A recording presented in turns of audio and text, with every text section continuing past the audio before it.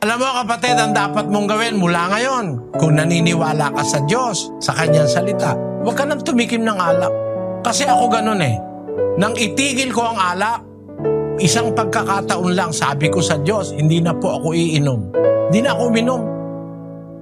Isang pagkakataon lang, nang itigil ko ang sigarilyo, tinapong ko yung aking lighter na Zippo. Yung gold-plated kong Zippo, napakamahal nun. Mahigit na 2,000. Tinapong ko doon sa Quezon Bridge dahil naintindihan ko masama pala yung paninigarilyo. Napakaraming perwisyo sa katawan, ayaw ng Diyos yun. Sabi ko sa Diyos, di na po ako magsisigarilyo. Mula noon hanggang ngayon, di na. Huwag kang papatukso. Pag sinabi mong ayaw mo na talaga. Kahit alokin ka, pilitin ka, suntukin ka pa, huwag ka nang uulit. Yun ang dapat mong gawin. Kasi kung di mo gagawin ganon, tatawagin ka uli ng tatawagin ng demonyo para